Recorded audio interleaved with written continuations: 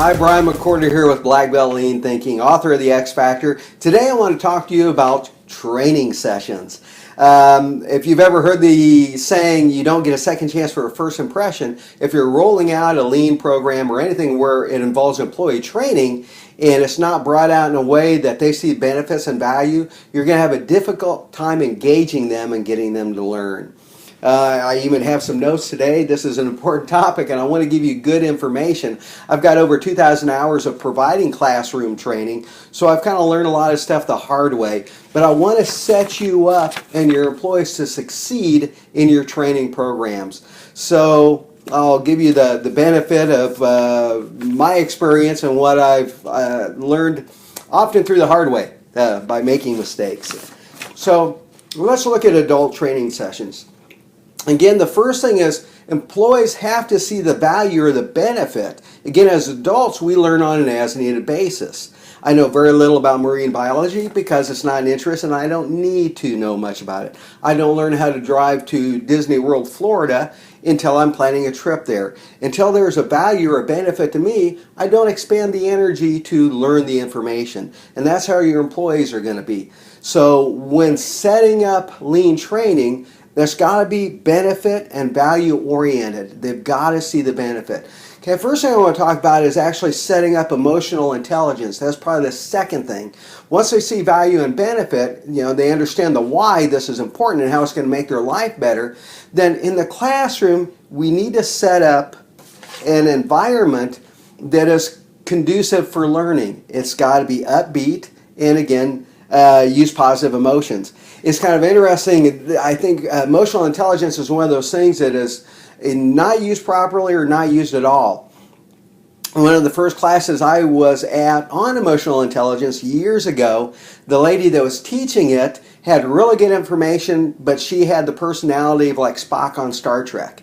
And I and some of the others definitely didn't lose sight of the irony that she was giving this information in a very dry tone. So a lecture environment on emotional intelligence without using positive emotions in any way.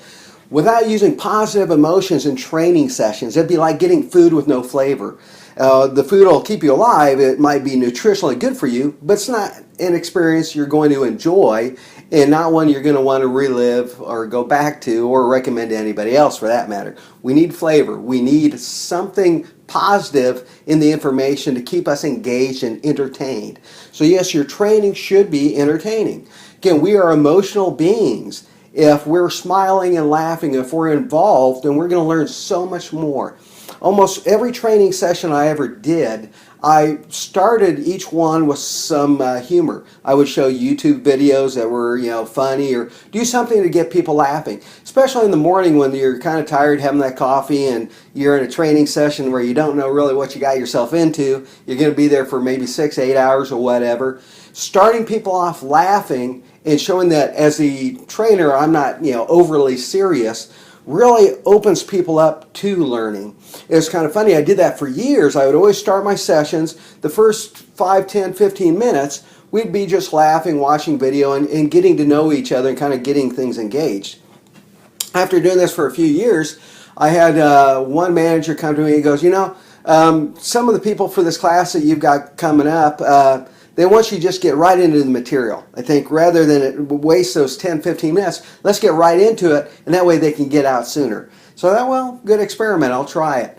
And we did that. I got right into it, and it was a disaster. We didn't set that emotional tone. We got right into a lecture environment, and it was very bland, and the feeling was just off. It was not near as successful as a lot of my other sessions. In a lecture environment, people are good for about 8 minutes of listening, is what studies have shown. And then they start to float away like a balloon. We slip into screensaver mode. So we need to keep people engaged. We need that audience engaged in conversation and in receiving what we're talking about as the trainer. A couple ways I found to snap people back when giving information is by describing things and storytelling. If I'm giving information and I see them starting to float off, once I launch into a story, I see everyone's eyes kind of widen a little bit and they want to hear what's going on. Same with the description. When you start describing an event or anything, it kind of snaps us back. We want to catch all the information. It's like unveiling a puzzle. We want to hear everything about it. So use descriptions and use storytelling to help keep your people engaged. Work towards conversations. No matter what your topic is, if you've got them asking questions, you're creating pull. You know that you've got their interest.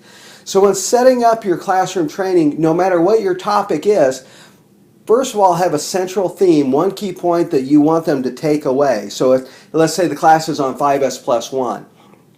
That main takeaway that I usually would give them is that the whole purpose of 5S plus 1 is to surface problems.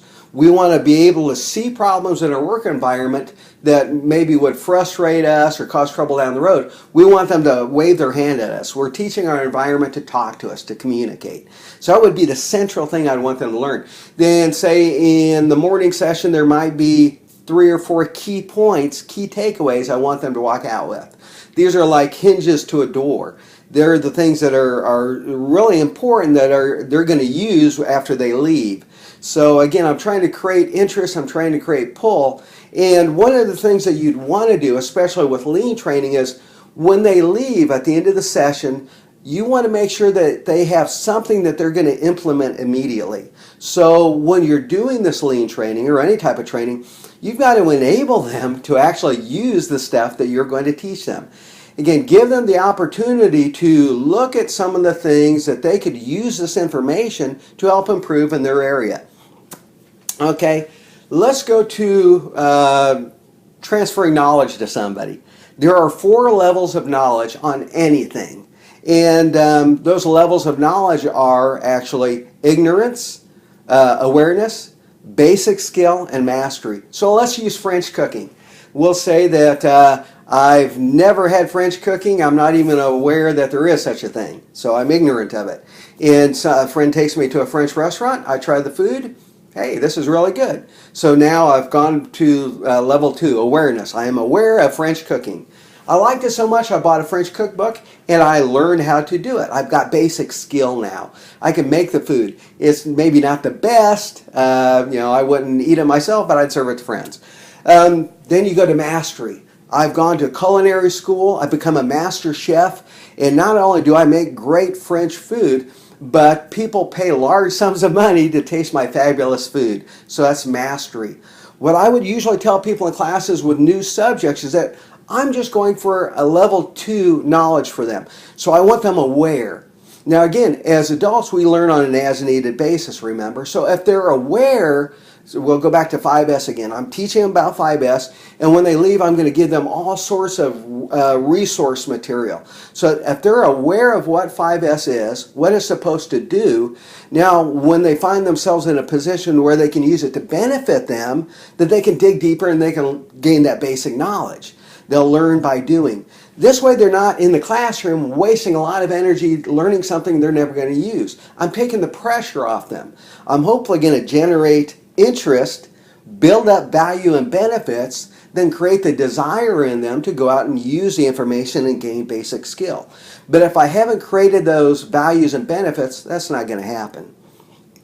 So let's recap a little bit real fast. Again, we want to be real clear on the takeaways, what we want them to learn. We want to show value and benefit to them. We want to use emotional intelligence to make it entertaining and fun. Again, we're emotional beings. Think of it like the flavor in that food. We want conversation. We want them laughing. We want them open. Again, it's got to be lighthearted.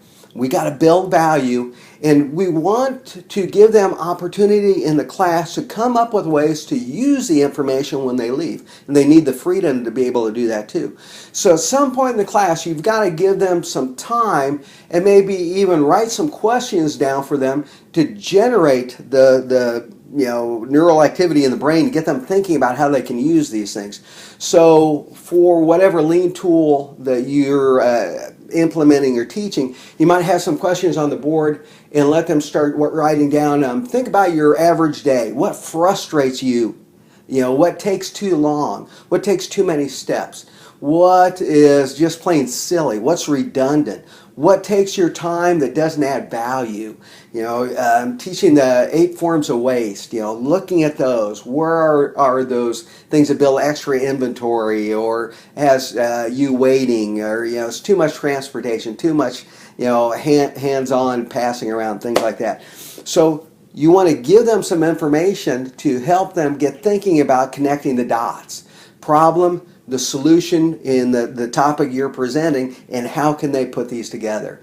So hopefully this gave you some good ideas on setting up good classrooms to where, again, they're entertaining, they're engaging, and when people leave, they've got some pull, where you're not just shoving information on them, but you've created some benefit and some value for them, to where they see this as something that, this makes sense. I can't wait to put this to use because I know it's going to make my job easier. It's going to make things better. It's going to make win-wins for everybody. And that's another thing, you want them looking at breaking down big projects into small projects and using Kaizen. So lots of little wins. Kaizen, the idea is that, driving benefit that is by everybody, everywhere, every day. So again, hopefully this gave you some good ideas for your own training sessions. But if you have any questions or anything, you can reach out to me through my Black Belt Lean Thinking website. And until next time, thank you.